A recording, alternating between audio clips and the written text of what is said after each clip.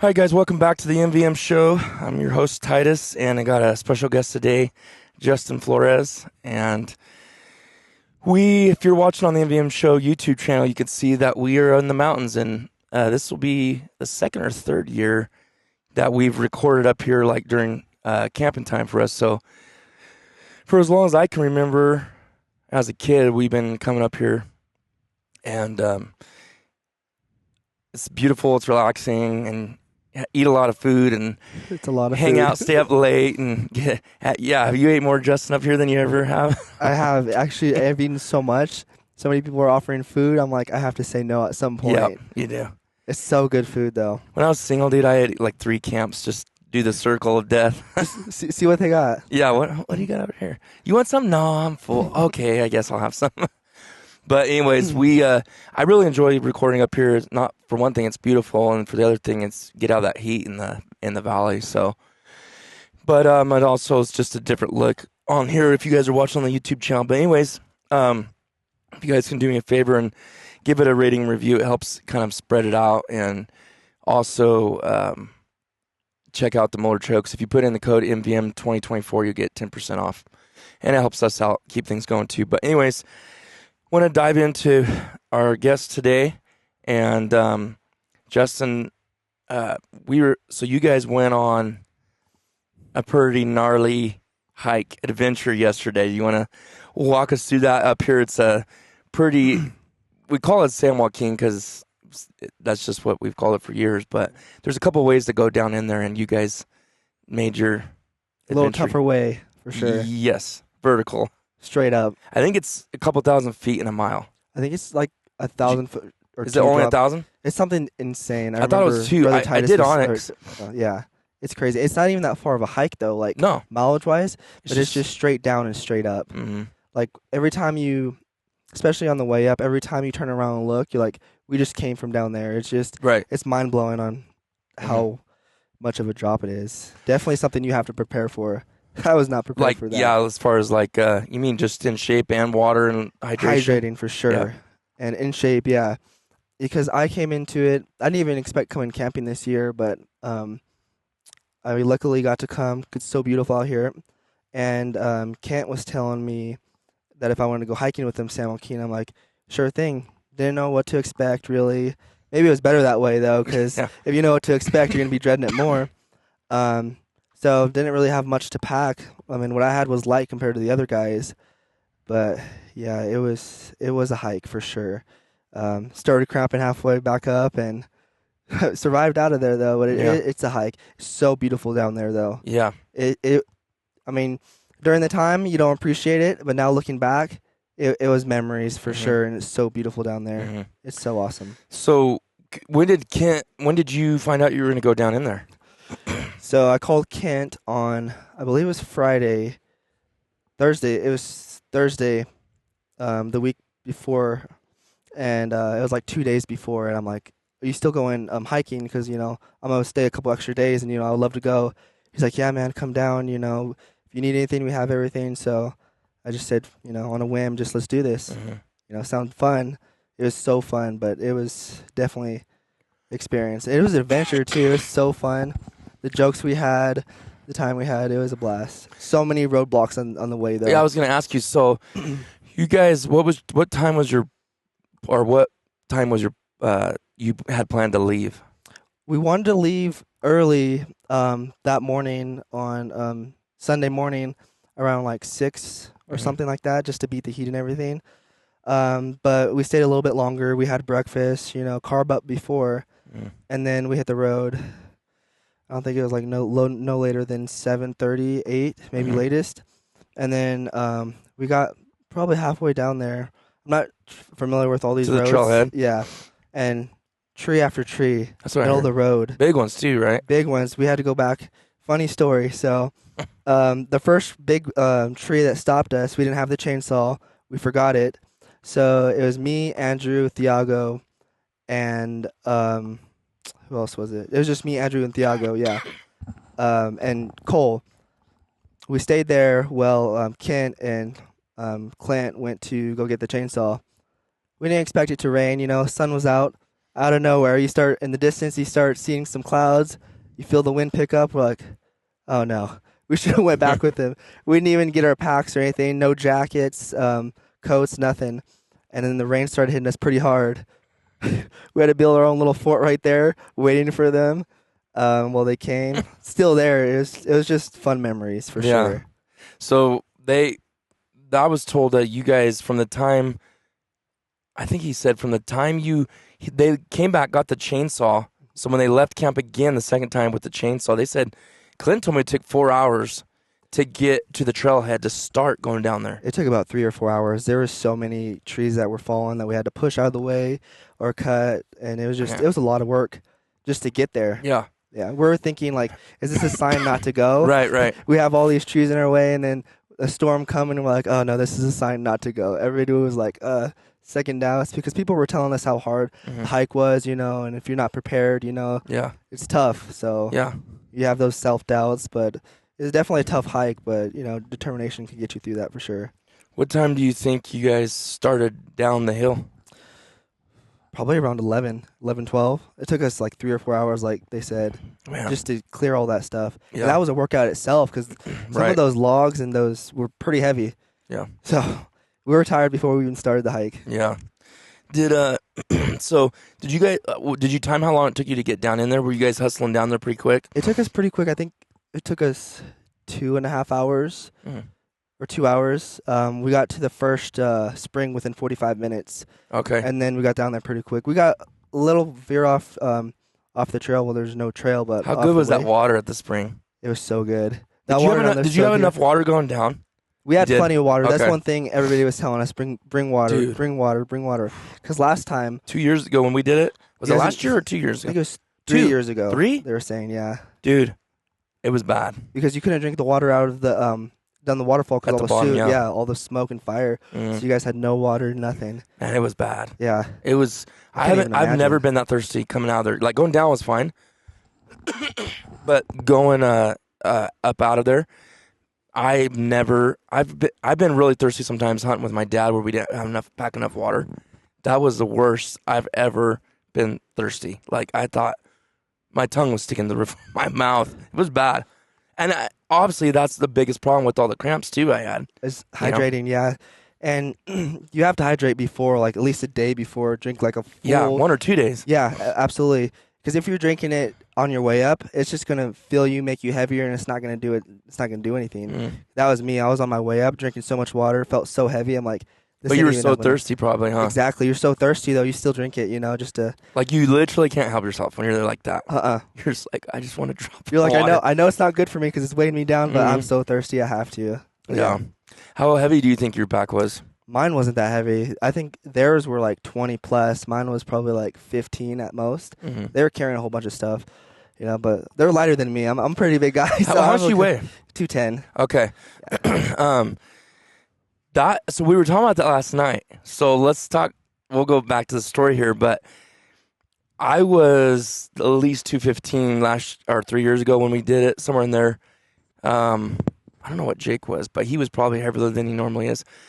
But we're older, and all those guys are young, skinny, right? Like it's like doing a pull-up. Yeah, when you don't have as much weight, it's easy. It is. I mean, not easy. It's not easy, but it's easier than carrying all that weight. And I'm saying that for myself, being 150 doing pull-ups to 215 doing pull-ups. I'm like, yes, it's different.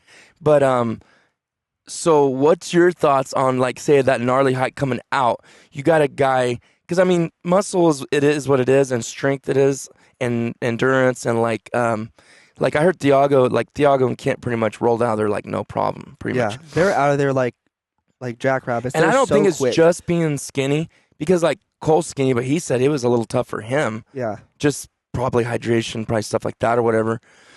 But like, I mean, what do you think as far as like you're packing that extra weight no matter how you look at it? Because someone was like, well, you have more muscle mass. I'm like, well, yeah. It weighs heavier. It's heavier. It weighs heavier. It's to a certain extent, I believe it's good to help you go up. But if you have too much, it's just going to weigh you down like anything else. And if it's not built for that. Exactly. Because I weight lift, and it's nothing that translates to hiking at all. No. It's totally different. It's endurance and cardiovascular.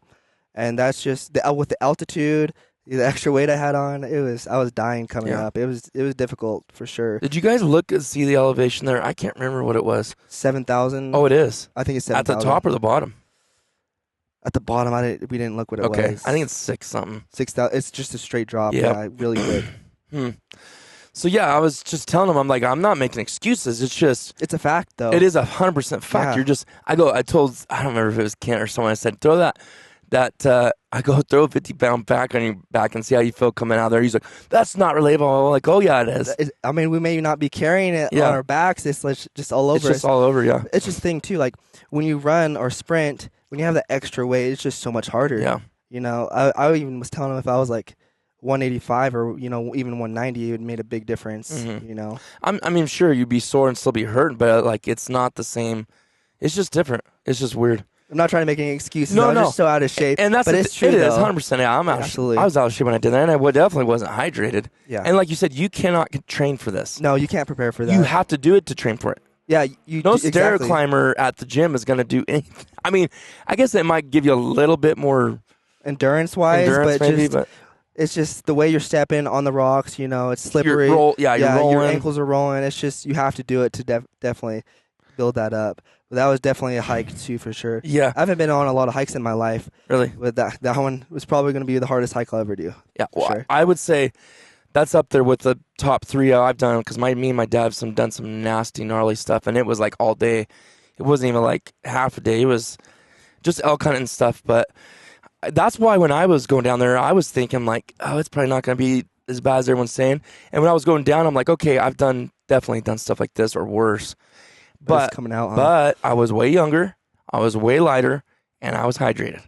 And it was just like, and that's why I was almost embarrassed for myself because I was like, dude, you've done worse than this, and you've never, because I cramped so bad in both legs I can't really walk. Mm-hmm. Jake was getting in just one leg. But anyways, so back to the story. You guys got down there. What was it like when you finally got to the bottom where you're just like, oh man? Huge relief. We're finally here. And obviously the young guys, they went straight fishing right away. Mm. Me and like Andrew were like, we're going to go fishing, but we're going to take a little breather and like catch our breath, because it's still a workout going down too, because you're going down a steep mountain, you're trying not to slip. You're trying to hold your balance. It's definitely, hard to get down there too, but it's so beautiful down there. A lot of fish. We were expected to catch more fish, but we still caught a lot of fish. What were you Great guys eating. using? Little spinners, like I think they were using Panther Martins and Rooster Tails. Okay. They were doing pretty good. We tried to use some salmon eggs, but they weren't didn't liking do it, huh? No. I think that's what I used down there was rooster tail. But man, I got so sick going down there. I didn't get fish as much as I wanted to. But there's Same. big fish in there. Oh yeah, I think the Kent and Thiago, or maybe it was Clint, but they caught like an 18, 19 incher. It was pretty Nice. big. Nice. Great Now- eating. Yeah, I was Great gonna say. fish. So you got down there. What time you think? Around 3 to 4 or something. I think it was around 2 or 3. 2 or Yeah, 3? Yeah. So you chilled out a little bit. Probably, I don't know, took your shoes off or I relaxed a little bit. Like- I tried to catch my breather, hang out in the shade, and then we went to go see the waterfall. And that mist after you're done doing that climb down felt so good, so beautiful. Did you take any pictures down there? They did. I They didn't did? bring my phone. I left it, but yeah. it was so beautiful. Yeah, definitely. It was a tough hike, but it was worth it because it's so amazing down there. Yeah. So what'd you do, guys? Or what'd you do the rest of the day? Like while you're down there, you start fishing after Start you. fishing, yeah. Start fishing. I didn't bring my fishing pole because it was on a whim, so I didn't have nothing really Right. prepared. But me and Andrew were sharing a fishing pole. We went fishing. We started getting our camp ready because we spent the night there, and then Where'd you guys stay? Like, Right. did you stay by the waterfall? you know that little campsite where the fire pit and the chairs are. I think We so. just stayed right under the tree. right Okay. there. Yeah. Nice. Did you guys get rained on? No, we didn't. No. We thought at first it was gonna rain in the night because the wind started picking up and there was a breeze, but it never showed up, so we didn't get rained on. Okay. So let's go into the what happened when the lights went out. Oh man. Yeah, when the lights went out, there's those stories everybody was saying there's bears down there, snakes and stuff like that. So definitely that's what we were keeping an eye out for. But when we got there, Clint, that man, after he fished for a few hours, he was out cold. while everybody else was, doing their thing, trying to, settle And it was down. still light? There's still light. He just goes to bed. He just falls asleep, knocks out. And I was just like looking, I'm like, how is he sleeping right now? I was exhausted, but I'm like, I'm not going to go to sleep right now. Yeah. And then later in the night, we eventually, settled down, got everything ready, started Did you going build to a pretty good solid fire? We had the fire going out through the night, yeah, just, for bears and stuff like that. But me and Cole had the edge, and I felt like the edge was the worst part because you had to be looking out, just in case. Because I haven't camped anything like that before. I used to go camping years ago when I was younger, actually here, but never nothing like that. We were right there. Straight on the dirt in the wide open. Straight on the dirt, bugs everywhere. But it was tough to sleep, honestly. Like, it was hotter than you expect. I thought it was going to be cold, but it was pretty warm. Every, 10, 15 minutes, you look out, scout, see if there's anything out there. You hear a little crack of the wood. You're like, what is that? What is that? So you're on high alert, but you're still tired, so you're trying to sleep. It was definitely a rough night for sure. That's funny. And then the middle of the night, I don't know how, Clint wakes up, grabs his phone, starts videoing a vlog. Hey, guys, so we're out here. We're about to hit the hay. Mind you, he's already been asleep Hit the hay. It's 3 in the morning. Yeah. Been asleep for already 3 or 4 hours already. And then everybody else was just looking. The ones that were awake were looking at him. I want to see that video so bad. How's this guy awake right now? Shut the light off. Let us sleep. You slept, I don't know how long. It's crazy how much he slept. 10 hours. I'm like, he probably got the best sleep of his life down there. Literally, it sounds like it. Yeah. I don't know how Not to mention, the rocks in your back and your shoulder falling asleep. I don't know if you're a side sleeper. Oh, that was me too. When your arm's there, you're falling asleep. You have to move it. It was tough. Yeah, but I don't know how he slept so good. So the next morning, you guys slept, got up. I'm sure you got up pretty early because you weren't sleeping that good, anyways. Probably as soon as the sun come up, you're almost. We wanted to get up at 3:00 and head up there early to beat all that heat, but you were gonna get up early in the morning and just roll out of there. And roll out of there at first light. There's a little light at 3:00, so I think we would have been fine. But alarm went off. I woke up to look over. Nobody was getting up. Kent was the one that had the alarm. Shut it off. I'm like, okay, I'm going back to bed. Yeah. Nobody's getting up at that time. But we got up, I think, around 7 or 6 o'clock. Made breakfast, some hash browns. Got everything packed and, prayed before, of course, and headed back up. Yeah. Yeah. Get out safely. That was the main thing. Those ropes were brutal. I don't know who ever thought, I want to go down that mountain. Right.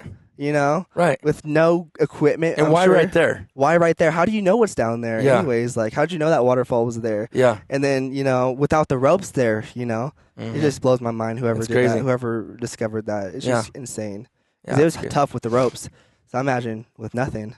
How long did it take you coming out of there before you started cramping up? Let's see. I would say probably halfway. Halfway. It started off with my left. I can tell it was getting kind of tight, moving up, constantly pushing with your quads. I felt it getting tight. I could feel, maybe I need to just drink more water. We had liquid IVs, so I drank one of those, hoping it would help. And then my fingers started getting tingling, and that's kind of like the first sign of, your electrolytes are off. Really? And then it hit pretty hard. It hit my left leg, just cramped up so bad. I'm sitting on my back's up against a tree. I'm just there making so many faces. Andrew, Kent, and Cole were just laughing at me. I'm like, you guys, just making the gnarliest faces because of pain. I was trying to stretch it. I was trying to get a stick and roll it and just stretch it, do whatever I could to get rid of it. I was there for a good 10 minutes before it got better. Dude. It just tightened up. And then, that one got better. Started climbing up about another 30 minutes. My right one started going. You did get in both legs, though. I did get in both legs. The right one wasn't as bad. I still, kept going, but I got in both legs. It was rough. Dude. It was rough, especially. How many times did you think we're almost at the top? So many times. It was I think just it's right there. Yeah. Yeah, and that's what kept me going, too. I was like, okay, we're almost there, so I got to keep going. But and then you get over that little ridge, and you're like. And then there's another ridge, and I'm just like, how am I going to do this? I'm like, Justin, one step at a time. You're so out of shape. Next time, you better prepare yourself. You better hydrate. It seriously does take a strong mind. Oh, yeah. You're like one step at a time. Come on. Even if you take a breather every, 100 steps, just, a quick breather, just keep going.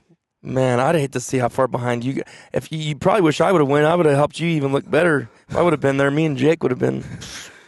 Oh, dude. I felt so embarrassed though. I'm 24 and that was something else. I'd never hiked like that. I've been out of shape for a while though because of school, but it definitely motivated me to get back in shape for sure. Not just lifting weights, but cardio wise. Right.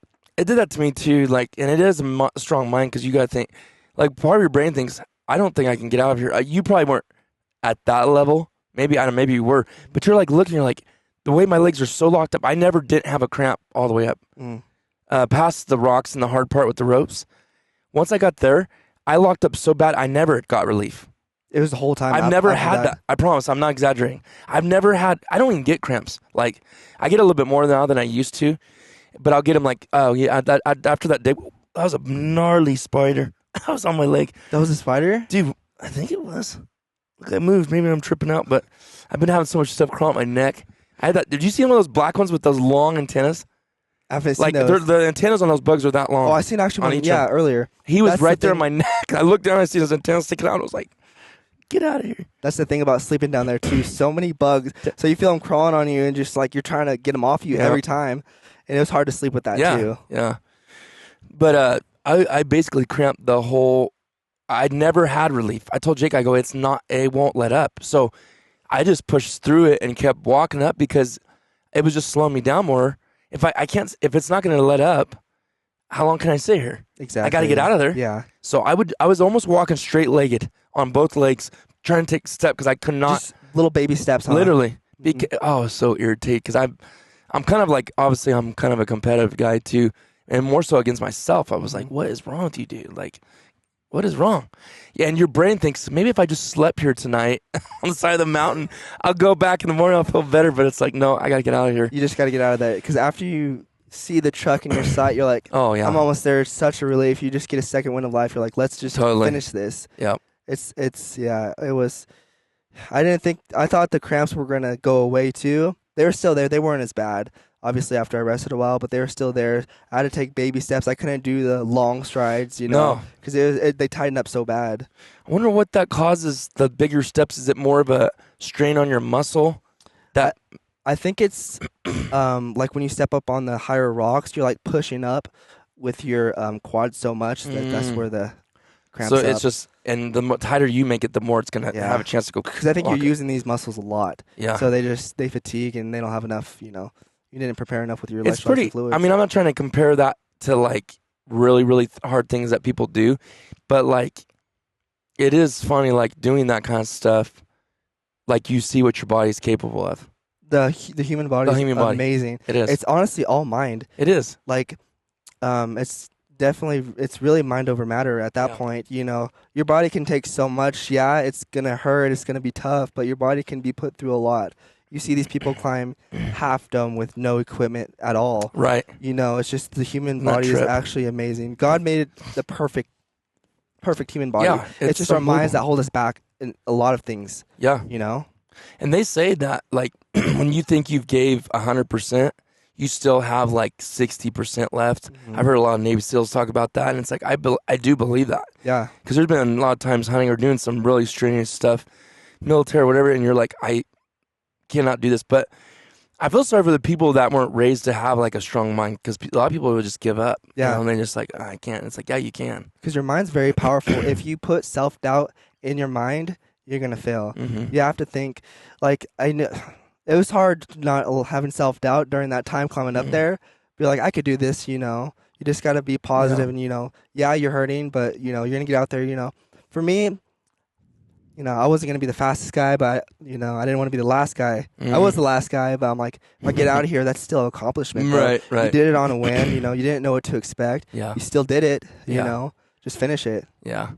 I think we had a few girls, but it was mainly guys, and it was all young guys besides me and Jake, and we were the last ones out of there. Yeah. But we did it.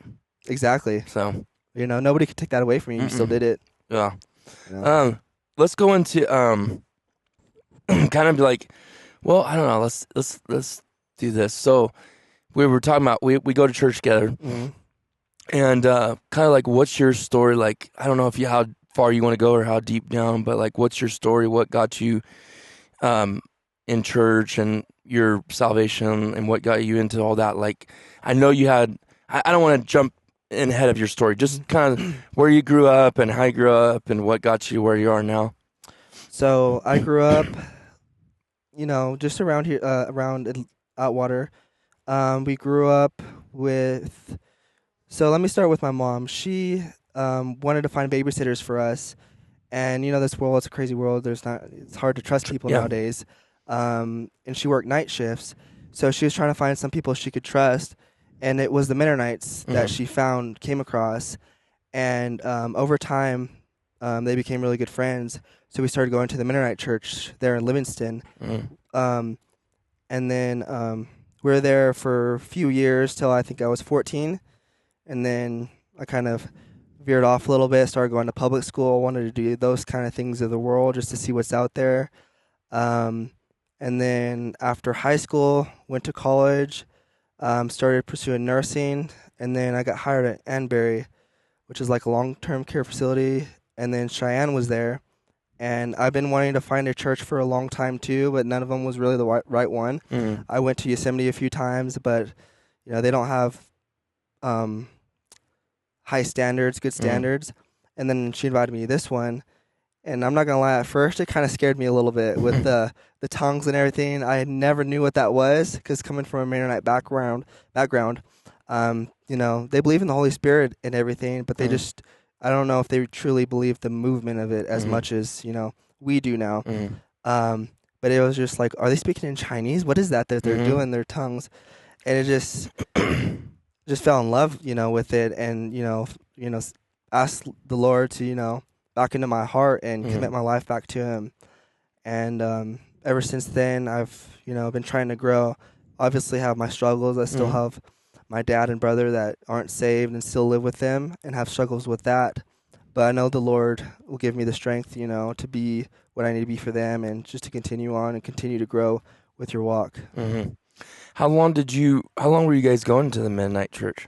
For a long time. I would say since I was in kindergarten, which was like 6 or 7, till I was 14, so like 7, 8 years. Okay. So a little while. Okay. Yeah, it was just, they have good beliefs, but I feel like, if you're not a Mennonite, then they kind of, I don't know. It just wasn't for us, I don't think. Yeah. Okay. But me and my mom love this church so much. Everybody's so friendly, so nice, and that's what kind of attracted me to the church first. Everybody was so welcoming to an outsider and everything. It was just awesome.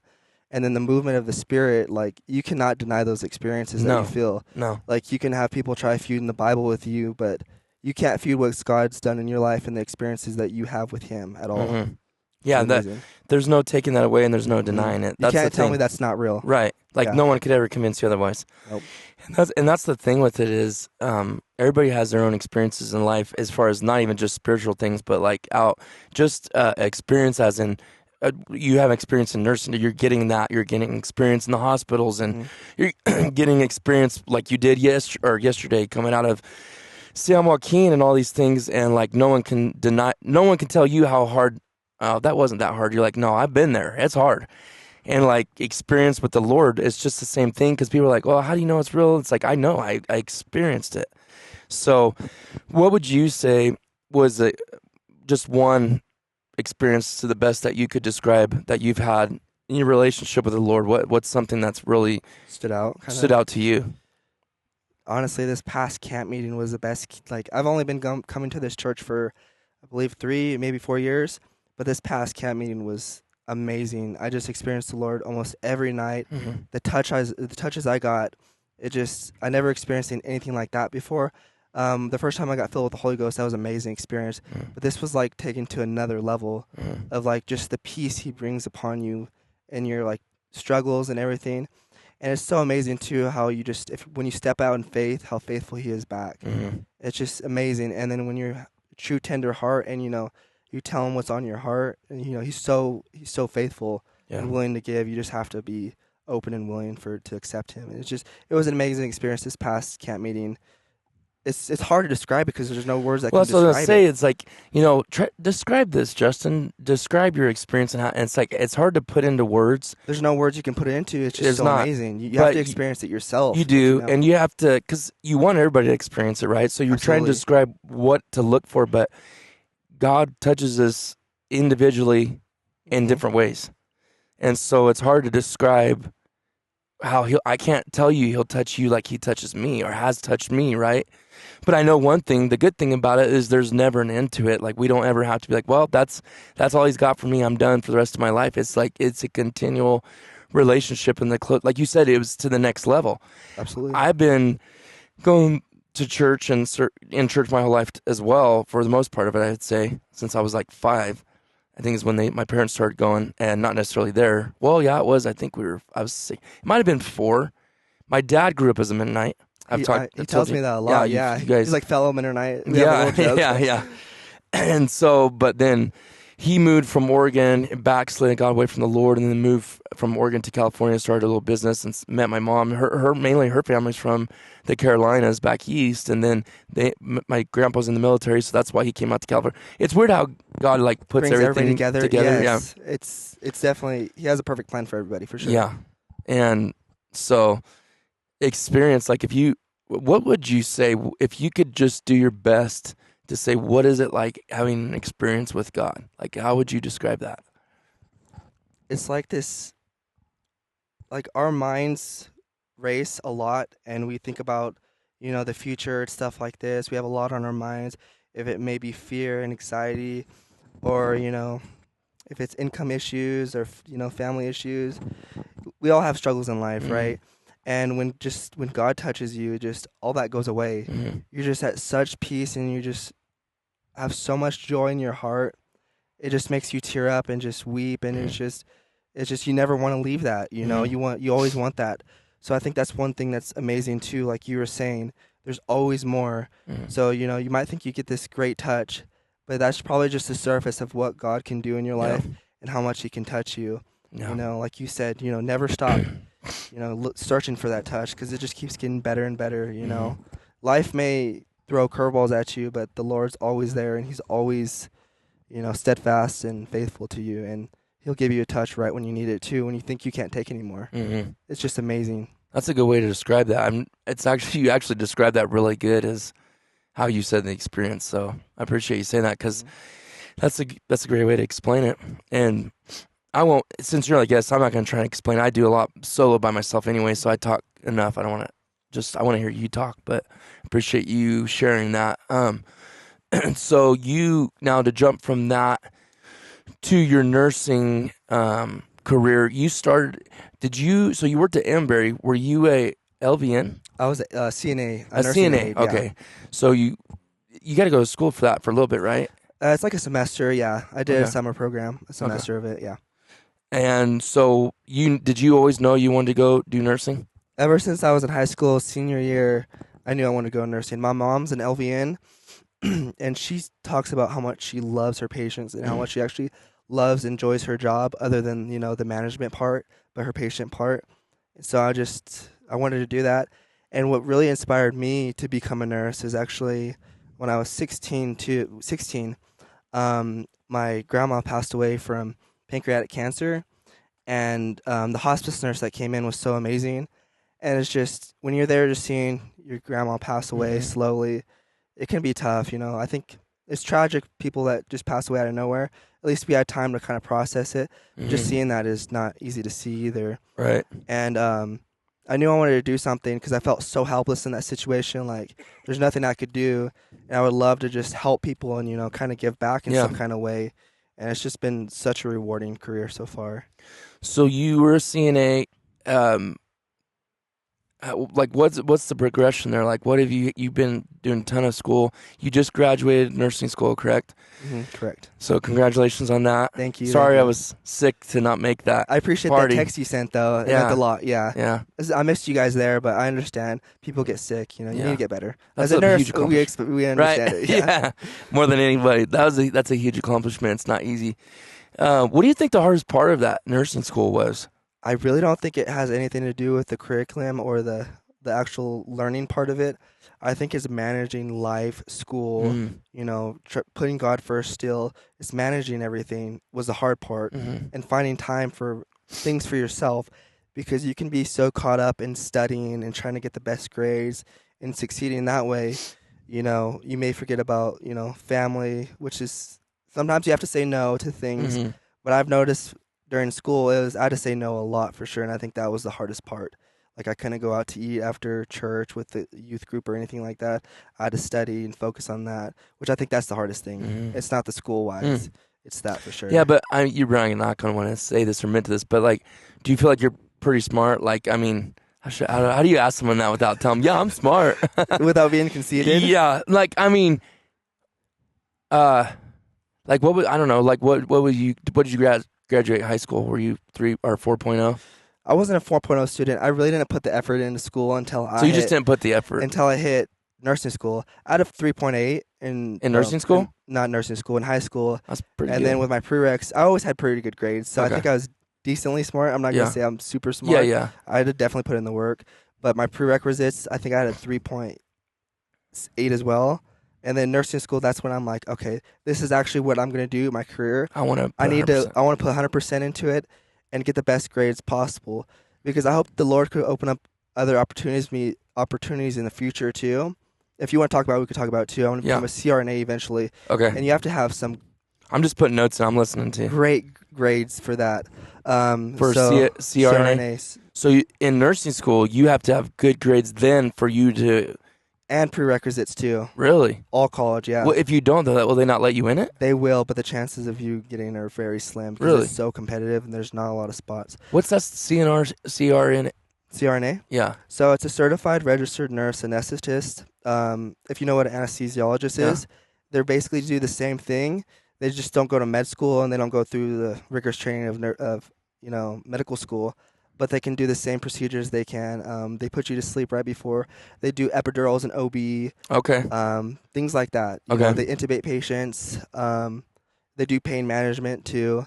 And it's a very rigorous program too.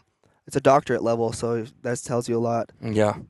But I, really focused on trying to get the best grades possible, because if that opportunity opens up down the road, I don't want to have my best shot. Right. So I worked hard. I got a 4.0 in nursing Did you school, really? but it was tough. Wow. It was tough. Yeah. So, yeah, what when you say tough, like, you already talked about the toughness of, like, turning things down and missing out on stuff. You're probably, when you say tough on that, you're probably talking a little bit different than, you're probably talking actually studying so hard to get the perfect. Is that what you're talking about? It's the academic part, studying to get perfect grades, because you can put a lot of stress on yourself, and it could be good stress too. Some stress is good for you, but I had a lot of stressful nights studying the exam before. I would study a few days ahead. I would sometimes cram stuff, study like 8 hours a day, just trying to get the information in. Like, and how do it you, paid off, but for it was yourself, difficult. How do you study that hard? Because I feel like the brain can only retain so much, and everyone's probably different. Some retain better than others. How would you study that hard to retain? Just repetition? Repetition for sure helps too. And I think what helped me a lot too was I got a nurse externship. So I actually got to work alongside a nurse while I was in school. So I learned so much during that too. And just all the pieces of connecting during that time. But for studying wise, I would just have to take breaks. I would study hard for 30 minutes, an hour. I would have to go take a 10-minute break, get a snack, and just keep doing that. That's probably a really good study regimen right there, huh? 1 hour, refresh your mind. 10, 15, 1 hour, 10, 15, or even 30, like you said, 30, 15. So I wouldn't study 12 hours straight. I would take breaks, of course, because your mind only could retain so much. But when you love the material and you love the subjects you're learning too, it's a lot easier. There were some subjects, though, like I wasn't a fan of community health or mental health. So those were a struggle to study for. But things like, critical care, these, sepsis, things like that, different types of shock, that fascinated me so much. So I loved learning about that. Videos helped a lot too. I'm not that person to open up a book, read it, and understand it. I have to have videos. I have to read the book. I have to do, a little bit of everything to help retain it more. Mm-hmm. Yeah, I'm the same way. Although I do retain from books because I can reread. But like I do understand what you're saying. So a lot of visual acuity is a big thing. But so who was was Rebecca your biggest help through all that, or did you have a couple other people as far as your take you under their wing and stuff? Rebecca's awesome. She knows so much, and she's so smart. But I had a different preceptor during that time. Her name was Yadira, and the ICU I work at, she's like well known there. She's been there for years before they even like had that ICU when they were just a cardiovascular unit. And she's like everybody's resource. She knows so much. She's so knowledgeable. It was definitely a blessing that I had her as my preceptor, because the way she showed me of not just the material wise, but how to care for your patients. You're not there just for your patients. You're there for their families. And she always, instilled in me, what if that was your family member in there? Or what if that was you? Wouldn't you want the best care possible? So, don't cut corners in anything. That's so refreshing to hear that too, because I know in that field, I was in it in a different way than you are. Obviously not even close that way. It's just the flying and being around the very, very serious cases and patients. So I got to see a lot, and I did a little stuff in the military too. I know the lingo. I know enough to hurt myself, right? Yeah.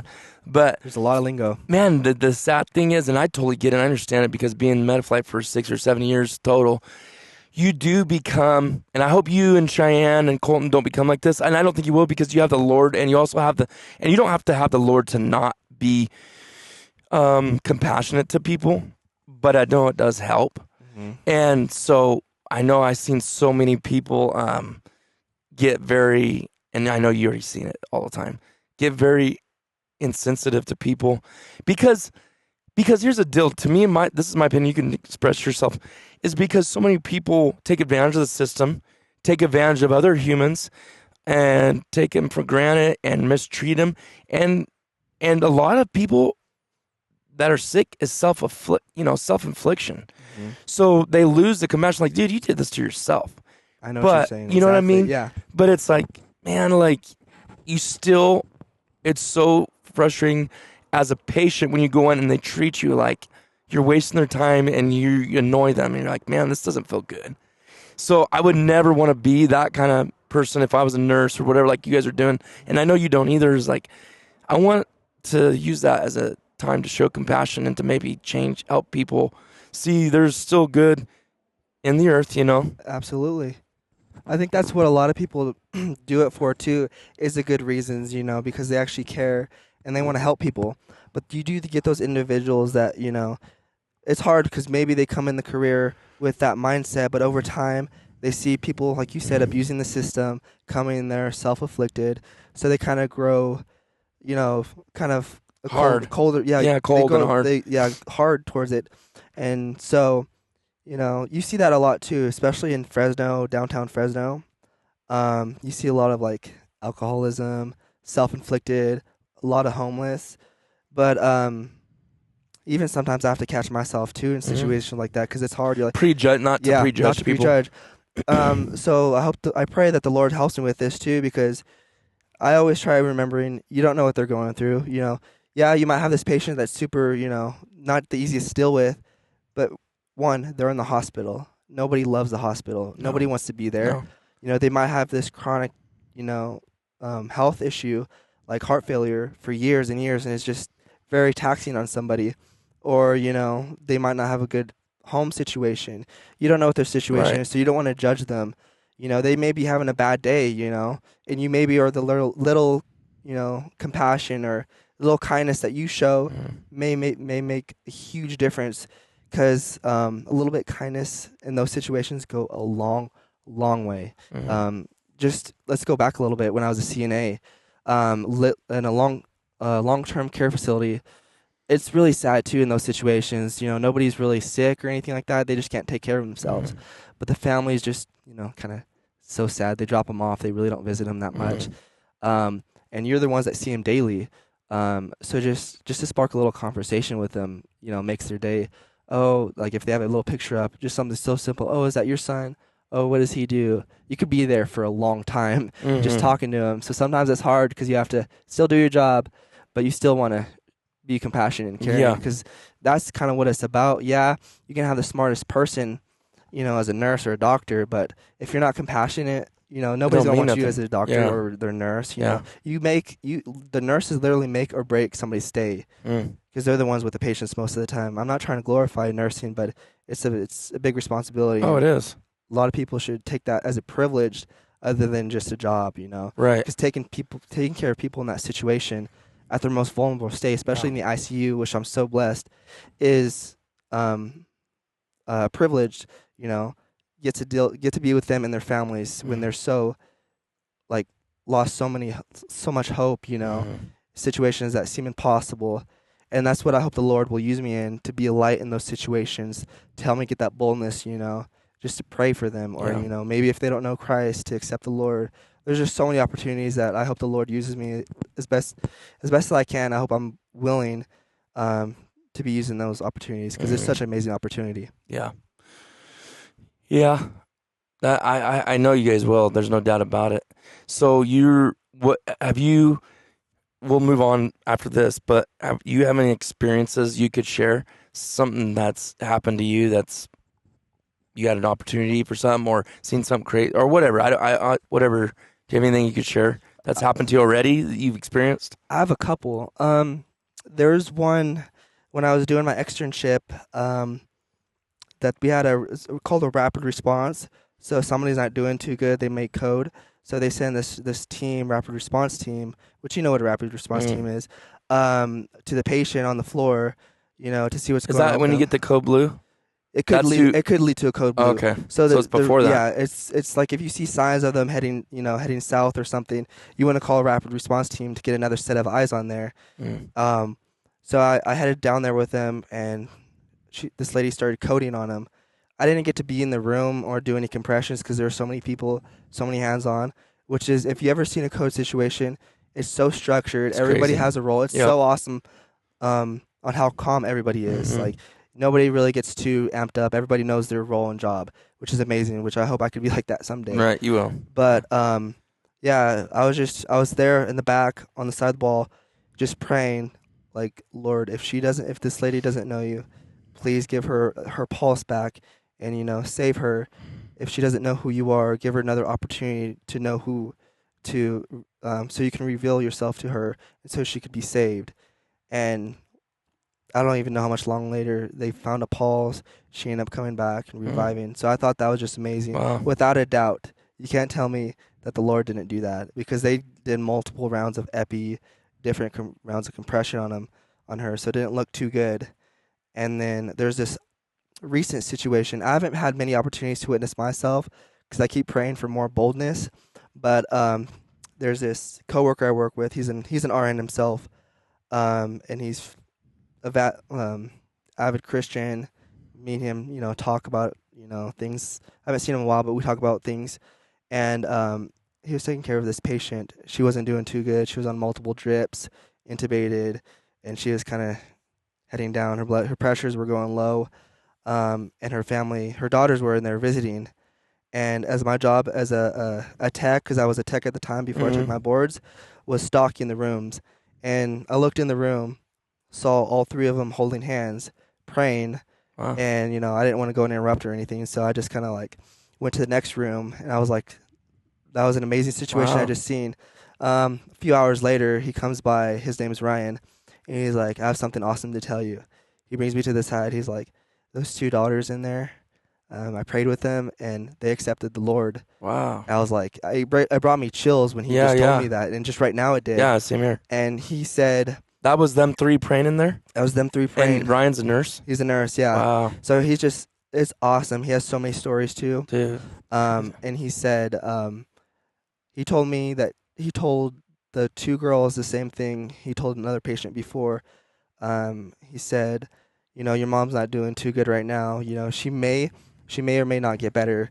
And if she gets better and, eventually gets out of here and then passes away later, and if she's not saved, where is she going?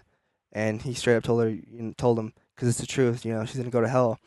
And he said, the most important thing for you and your mother is salvation and accepting the Lord Jesus Christ into your heart. And yeah, it's just amazing. And they accepted the Lord, and it brought me brought me chills down my spine. I'm just like, I hope I can be that witness to people too in that situation, even if it's not my patient directly, but if it's family members too, because there's a lot of opportunities you have.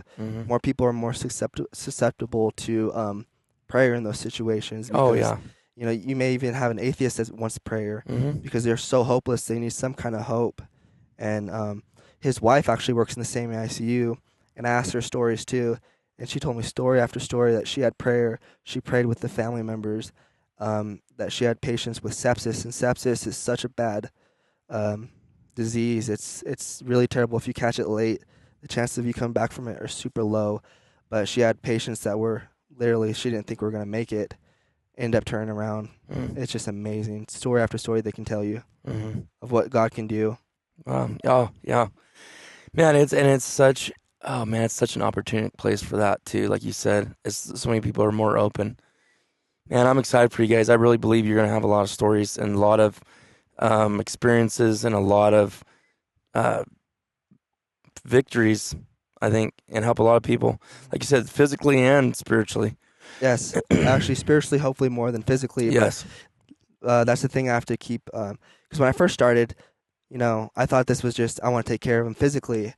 But now that I'm kind of realizing, more in church and more spiritual, I'm like, yes, it's important for them to get better and healthier. But what's the most important thing, like my friend Ryan said, is, spiritually and accepting the Lord. Having salvation is the most important thing. And even in Fresno, there's so many people, homeless people you can pray for. It's just such an amazing opportunity there. Yeah. So let's talk about, I don't want to mean to cut you short on it, but okay. let's talk about your CRNA, just what you got to do for that, and then maybe, I know it's going to be a while to get through that, but maybe someday we'll come back and touch back on, going through that, and it's kind of cool. You can reference back to this and like, man, like that's where I was then, and that's now where I came from. That would be so cool. Colton's going to come on here because he did it when he was an EMT 4 years ago. And now he's a nurse. And now he's a nurse, so he's going to have these stories. He's been working as a nurse for how long now? 8 months, a year? I think it's a year now. Yeah, so I'm excited to talk to him and see the difference between back then when we, 100 or 200 episodes ago to now. So we'll do the same with you, but so what's your next goal? You're starting, when do you start your first day for nursing? Coming up this Monday. So Monday you start your first day of nursing. And you've already been working there with a lot of the same people, but now you're an official nurse. Now it's my responsibility. Yeah, it's on you now. Yeah. Now, I was doing the things as nursing. I knew how to chart. I knew how to do the medication past, but the responsibility wasn't on me at the time. It was on my preceptor. Now it's going to be on me, so it's a big difference, but I'm so excited to start. So ready. I bet. That's cool, man. And so now, while you're doing that, what are you working on now? So step one for CRNA program, I want to be the best nurse I could possibly be. So open any opportunity for learning is what I want to do. So there's so many different devices, life support devices that you were in the medical field for a long time too. Like there's ECMO, there's Impellas, balloon pumps, Prismas, and all these are like advanced life support that, take different types of education and training. They just don't throw anybody on those machines because they're really hard to manage, and those patients are super sick that are on those. So I just wanted those opportunities to learn because it could help transition into becoming a CRNA as well. But so that's kind of goal one. What's that stand for? What's CRNA stand for? Certified Registered Nurse Anesthetist. Anesthetist. Yeah. What is that? I don't even know what that means. So it's like anesthesiology. So they're the ones that do the pain management, or the ones that put you to sleep before procedures. The epidurals, they do that kind of stuff too. They do a lot, to be honest. They can be the one putting you to sleep before minor procedures, like even if you go to a dentist's office, they can put you to sleep, stuff like that.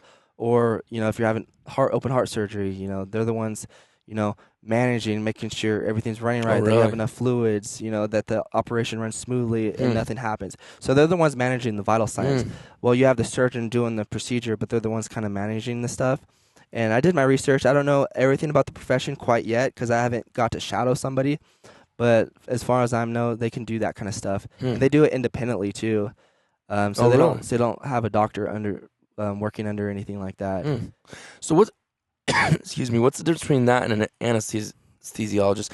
Like an anesthesiologist is not considered a doctor, right? Or they are. They are. Mm-hmm. Okay. Because they went to medical school, so they specialized in that field, just like anything. So they have to go to medical school, and then I don't know how residency and stuff works, but you can choose your profession on where you want. Like I guess surgery or dermatology, things like that.